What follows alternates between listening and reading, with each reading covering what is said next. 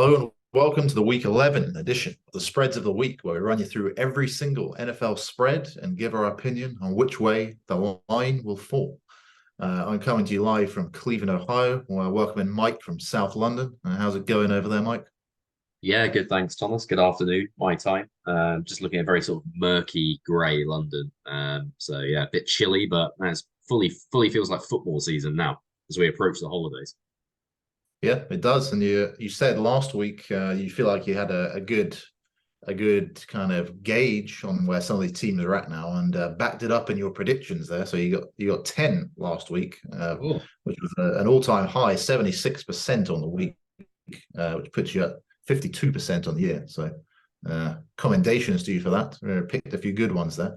that's I good. only had 7 last week, so I'm still down at 44%, but still a little way to go. Yeah.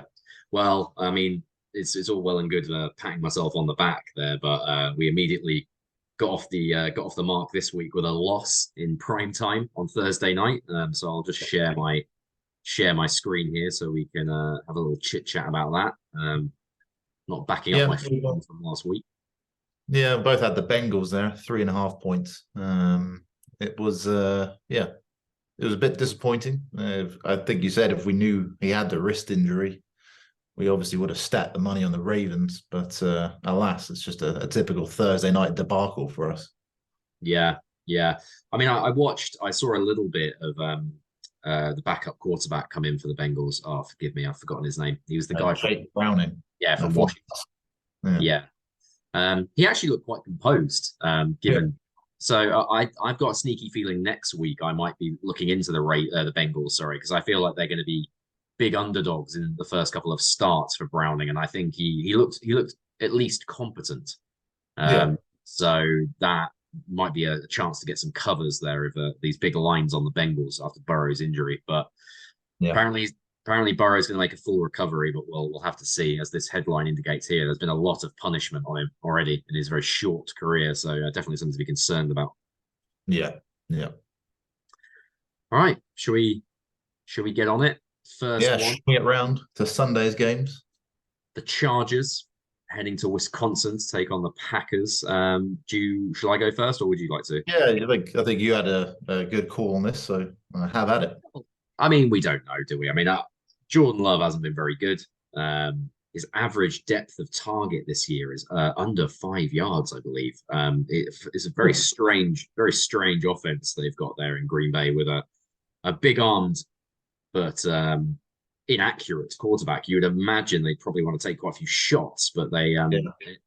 they don't seem to be doing that. However, the Chargers in my view, have a propensity for shooting themselves in the foot. Hmm. Um, Herbert's still not healthy with the finger. That took another big hit on it last week. And I just feel like going into Wisconsin, and I think it's probably going to be cold. I haven't checked the forecast, but I imagine it's getting fairly chilly there this time of year. A dome Hmm. team on the road in the cold. I'm just going to home dog. I'm just going to take the pack here. Yeah, I do like that. I think the Chargers round into a little bit more form. Maybe that I know they lost last week, but it could have gone a flip of the coin there against the Lions, and I think they just have enough stability now at this point of the season to get it done. And Herbert's pretty calm and composed with the ball. There's no stupid turnovers. I think if they just play a clean game, the Chargers get out of here with a cover. So I'll go Chargers on that one. Nice, nice differ to kick us off. Yeah. I've There's got to try and catch you up Lions, some. the first of many big spreads here. The first of many. Um, Yeah, I was thinking long and hard about this one when I saw it because it is tough. Is Fields playing or not? Is he still injured? my the indication that I have received or I was reading last night is that he intends to play. I think that's the only official word at the moment. I think I'm Hmm. gonna I think I'm gonna reserve the right to change my pick if it emerges at four o'clock English time tomorrow that he's not playing. I'm gonna reserve the Yeah, right to change it. But go on, you that's go I like first. that. Yeah, because if he's in, I like the Bears on that spread there. It's a touchdown spread in a divisional game, and you've got your number one quarterback. I just think that's too many points for the Lions. Slightly concerning as the Lions are the best team against the spread this year with a 7-2 record against the spread, but it's just a little too many points. And if Field doesn't play, then I think I'll probably flip flop on that one. But we'll go Bears to start. Liberty flop there. Yeah. I'm going to take the Bears as well. I'm assuming Fields is back. Divisional game, as you said, and it's over a touchdown. So the Bears can still lose by a touchdown and we cover, which is I always think is a comfy position to be in. In the NFL, there shouldn't be too many blowouts in the NFL unless it's the New York Football Giants are involved. But we'll come to them. We'll come to them later. Okay. Las Vegas going to South Florida. This will be it's a huge spread. Oh, nearly. I hadn't even seen this. I just, as soon as I saw the matchup, I was like, okay, this will be enormous. I'm not sure why it's that big, to be honest. I can't see the logic for it. Well, I think over the course of the season, the Raiders' defense hasn't been very good. They've got really good play out of Spillane at mid linebacker. He's playing really well, actually. And Max Crosby on the edge there, of course. But it's the Dolphins in their stadium. I think I read Tua is the only quarterback in the NFL to have thrown for over 250 yards and 3 touchdowns in each of his home games so far this season. So despite the improvement of the Raiders and the stogies in the locker room, I'm actually going to take the Dolphins here to rout them in South Florida, and sort of get themselves back on track. Because they've had a bit of a rough October, November, so they'll need to right the ship a bit with Dolphins. Yeah, man, they have had it rough. It's I don't know. It seems it's gone off track a little bit here for the Dolphins. Maybe not unlike where Mike McDaniels came from in San Francisco, with a propensity to wobble a little bit as we get down the stretch. And I think, the Raiders won 2 games. It's less about the Dolphins for me and more about the Raiders and the feel-good factor there. I didn't pick them last week because I thought it might have run out, but they played a pretty comprehensive game last week and got the win in prime time. And I liked what I saw. I just think it's too many points. So they're on a win streak. So I'll happily take them to cover 13 points. Lovely. Okay. Very, very interesting start to the week. We're differing on a couple here, which is good to see. I mean, yeah. So you're on that, Tom. I got to take the Commanders. I can't trust. I would never put money on this Giants team. They can't protect anyone. The Commanders, despite trading a couple of players away, they've still got a pretty decent defensive line there. There's going to be more than enough to give the Giants trouble. I can see the Giants covering, but there's no way I can back them. I'd rather just take the Commanders. Yeah, I'm going to agree with you on that. DeVito is going to play. And yeah, I mean, that's just not good enough quarterback play for the NFL. They've been unlucky. Tyrod and Daniel Jones both being injured, but you can't really legislate for that. So I'm sure most teams have got a pretty terrible third quarterback. So they're kind of screwed. And I think Howell has done enough to make me think he could lead a blowout of a bad team. I'm going to take the Commanders as well.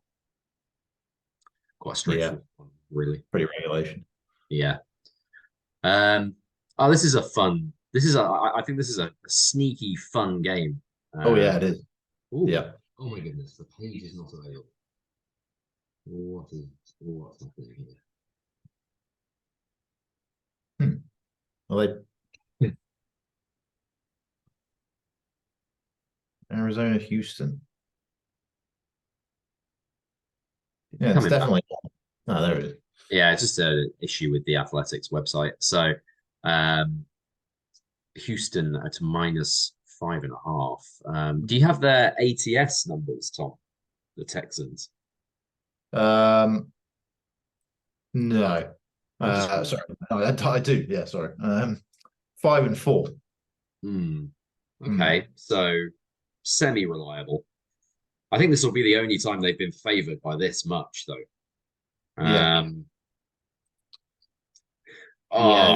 it is a quandary because they've always been scrappy underdogs. So now are you going to back them as the favorite?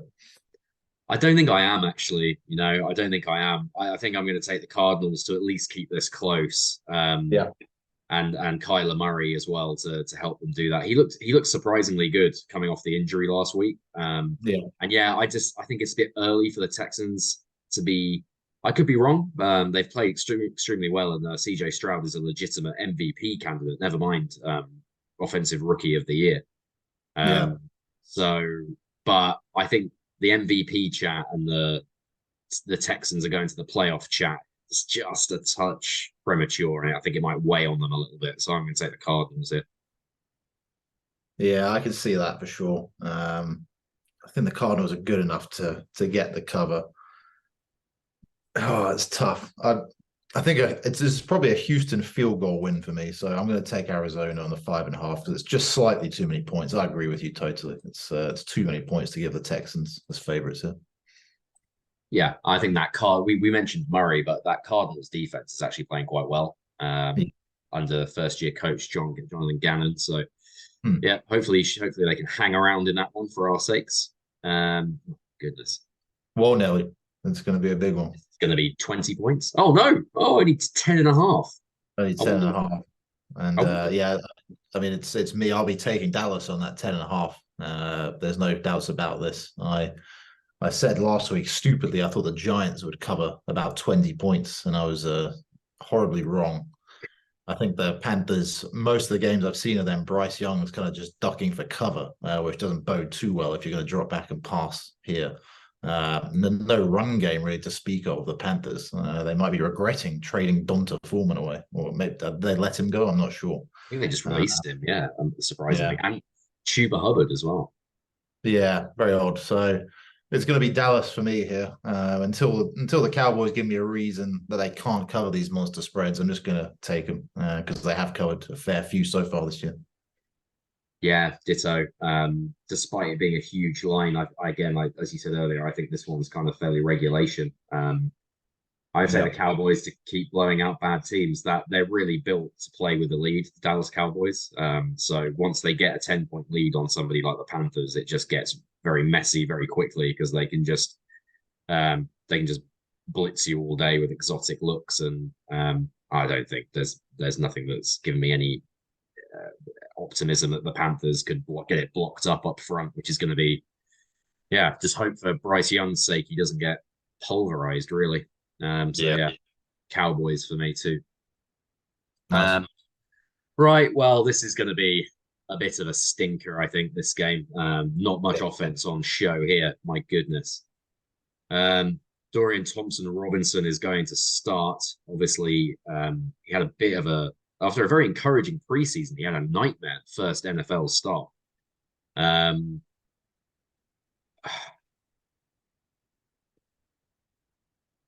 look, I don't want to minimize how bad the Steelers' offense is.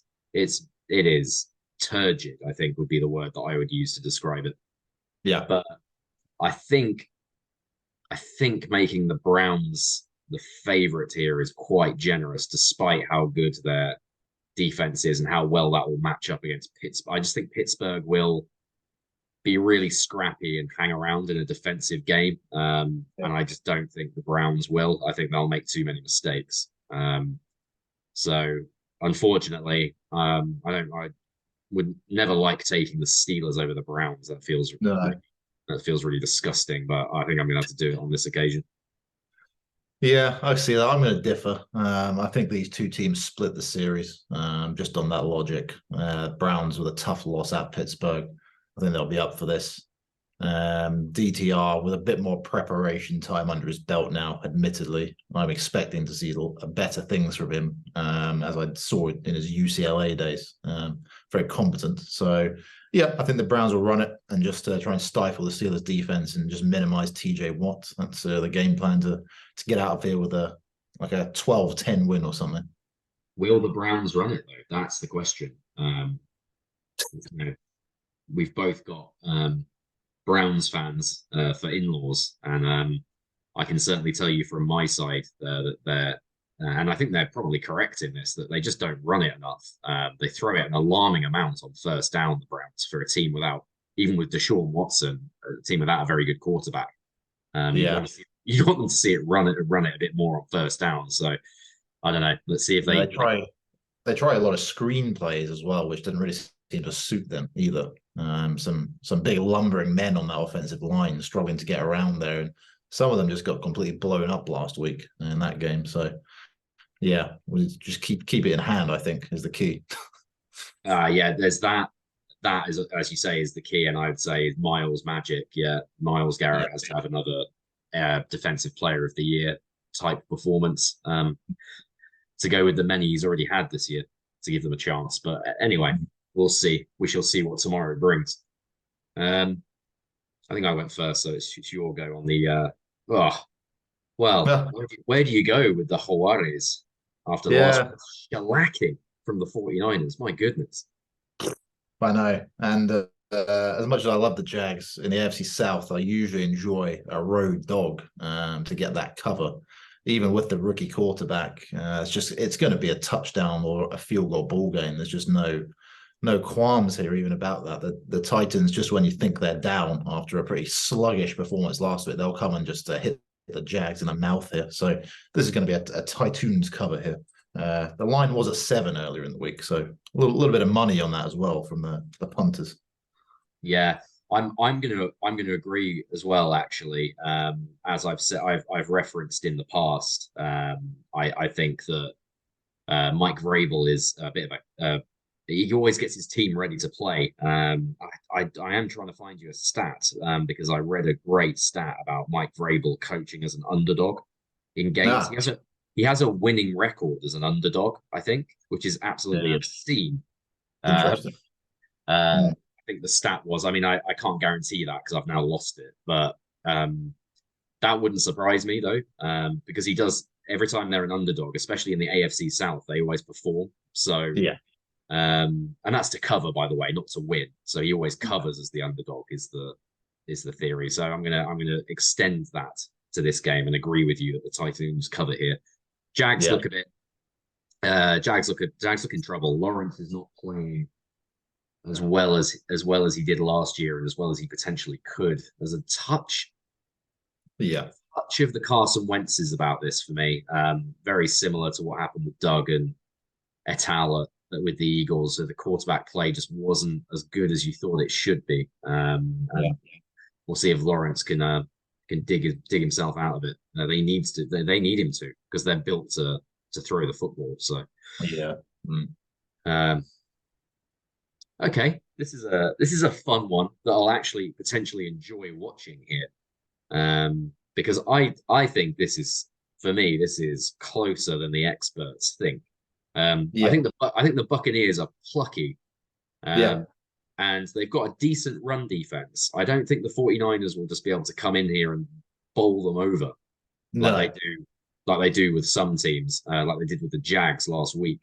And I think that keeps the Buccaneers in the game. And Baker Mayfield can make enough plays where the 49ers won't be able to play with a big lead, which is where Purdy really thrives. He is unquestioned. He is undoubt. He's doubtless very impressive in those situations. But when they get behind or in a tied game, he's much yeah, less assured. So yeah. I'm gonna say Tampa Bay cover here, but still lose, but cover. Yeah. No, it was a good point. I will agree with that.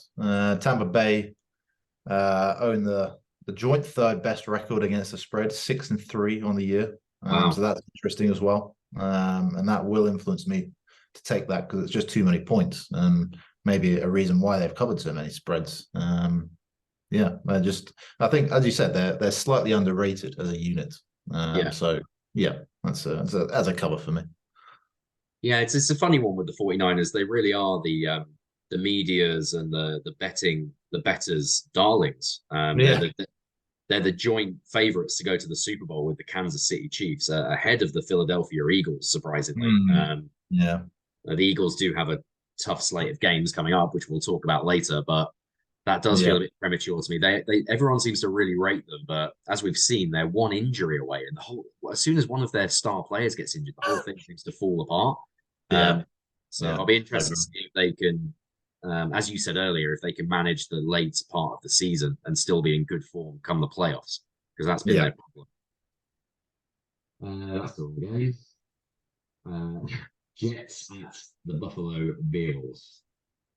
Oh, this I've this might be the week where I've seen so many spreads I just don't understand. They already showed you in game one without Rodgers when Zach Wilson came in with zero prep time that they can beat this Bills team. And I mean, why would you be taking the Bills as a sane person as a 7 point favorite, given their propensity to just blow these games? I mean, they never win games by that much. So this is a healthy Jets win. Sorry, I feel like they could split the series, but I'd probably put more money on the Jets winning this one from my perspective. So it's Jets for me here. Yeah, and the last couple of years, the Jets defense, well, as long as Robert Saleh's been there, the Jets defense has given Josh Allen fits as well. Yeah, So yeah, I can't remember the statistic, but there's multiple turnovers in the last 3 or 4 games against these Jets. And I don't think a change of play caller for the Bills is gonna be a cure all for them. They might run the ball on first down a little bit more, but I don't. And maybe from under center would be a good idea rather than just from the offset shotgun every single fucking time. But we'll see. We'll see. I'm also going to take the Jets to cover here, and also I agree. I think the Jets could sneakily win this game, and then things would really start to unravel for the Bills. yeah. Buffalo Bills. Buffalo Bills. Seattle just head down the coast to Los Angeles. So an unusually short trip for the Seahawks to make here. Yeah. They go as an underdog. Is that correct? Yeah, that is correct. It's an odd week. I have this is what I mean. It's yeah. Some of these just smell a little. No, no, no. I'll let you go first. It's your go, but I think this is quite easy, this one. Well, yeah, as we can see here that the Rams are looking to onboard Carson Wentz there, Mike. You know, one of your favorite players. So that no doubt helped them out. And yeah, the Seahawks fudged a game a little bit last week against the Commanders, but you and I both said that was a sticky kind of spread for them. I like the Seahawks as an underdog. I feel like Pete Carroll might have some of that Mike Vrabel in him. If you were to look at his record, he'd probably be pretty good as an underdog as well.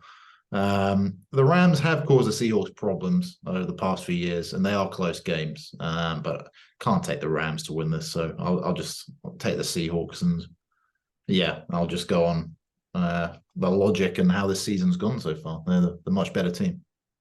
I think that I agree. I think they're the better team. You made a load of excellent points there, so I won't belabor this too much. Also, another big thing for me is it's important to take note that it is a series, and that these are normally split series in the NFC West. And obviously, the Rams gave them a bit of a beating in Seattle. Was that opening? I think it was opening week, wasn't it? Yeah, it was an odd one. Yeah. So, since then, Witherspoon has really come in, and they've got Jamal Adams back. They can play a lot more coverage on the Rams receivers. I'm going to take I would take the Seahawks outright here. You would have to with a. There's no point betting on the spread at 1 point. Yeah. Vikings. One of I've never had such a sea change in my opinion and my affection towards a team, and I have with this year's Minnesota Vikings.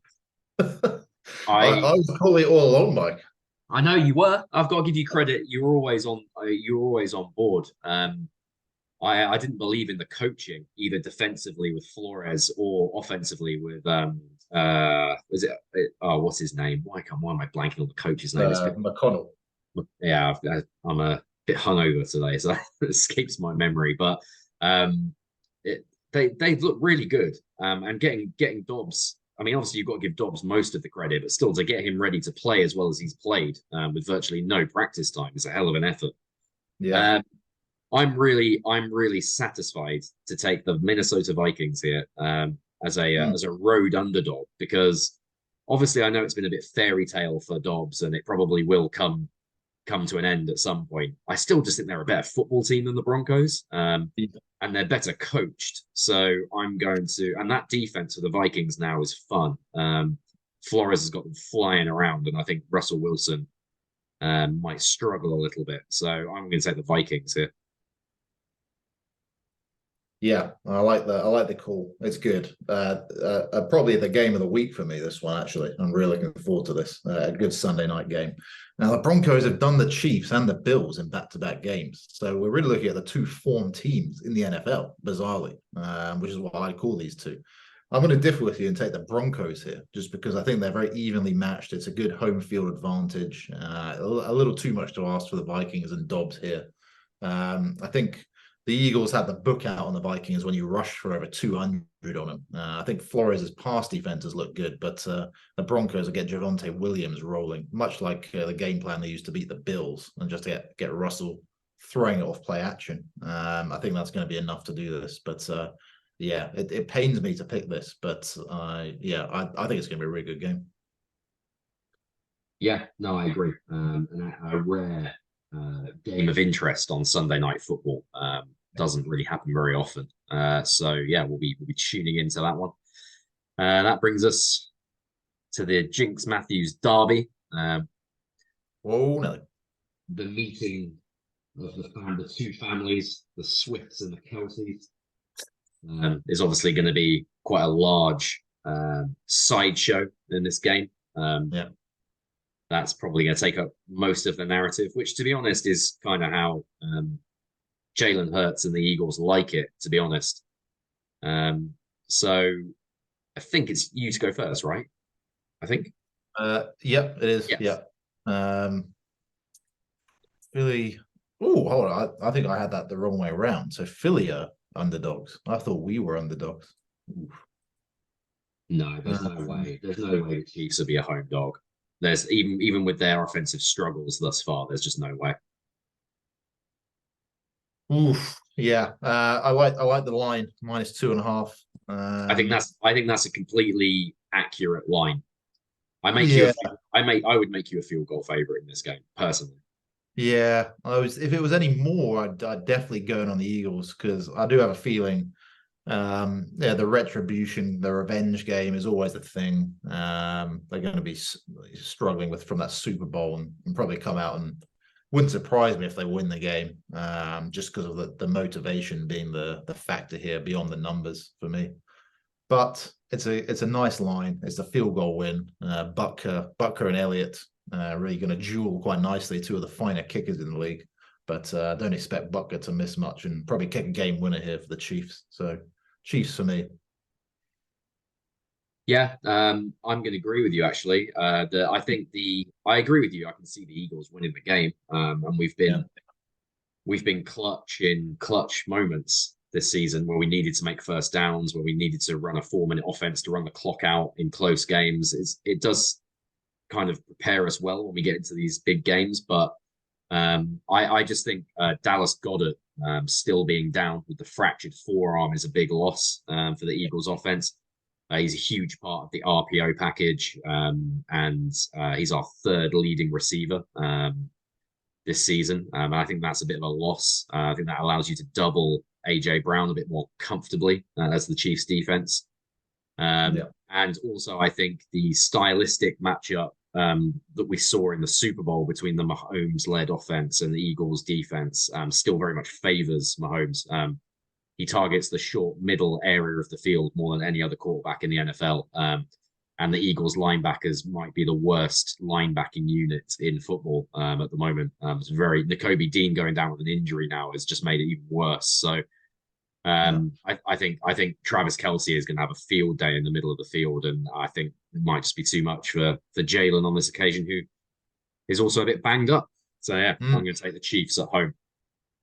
Yeah, Chiefs off the bye as well. You know, you've always got to look at that as a factor in these. So yeah, Andy Reid still has that amazing off the bye record. I think he's only ever lost twice off a bye. Yeah, just prime time home game doesn't feel like the time for that record to change, to be honest. No, that's good. Fun one. I mean, yeah, obviously the real game of the week, but two nice primetime ones in a row there for us. tuck Yeah, into. Yeah. agreed. Right. Well, unless there's any other business, Tom, I think we're all Yeah. set up for a good weekend's football. Yeah. Uh, we have a little bit of time left on the clock. Is there? Have you spotted any collegiate spreads you're going to be looking into this afternoon, your time? Actually, no. I mean, I had a look, but I couldn't see any interesting ones. As I said, I was riding Missouri for most of the year, but they've now been made 11-point home favorites, which is a little too Oh, much for me to jump oh on. no, oh I've no. always been a fan of Coach Drinkwitz and his offense down there in Missouri, but it might be a little bit too much of a task this one for the plucky underdogs against Florida. But yeah, other than that, just settle things down and then maybe have a look at the game next week. I think I for think an so. intriguing spread. Yeah, You would have to imagine Michigan will open as home favorites for that, right? yeah, and I maybe look at OSU on the spread there because it's going to be a tight game. I'm sure. Agreed. Yeah, Yeah, agreed. Cool. All right then. Well, I think that's everything. Uh, excellent. Well, until next time, go yeah, well. go well. Sayonara.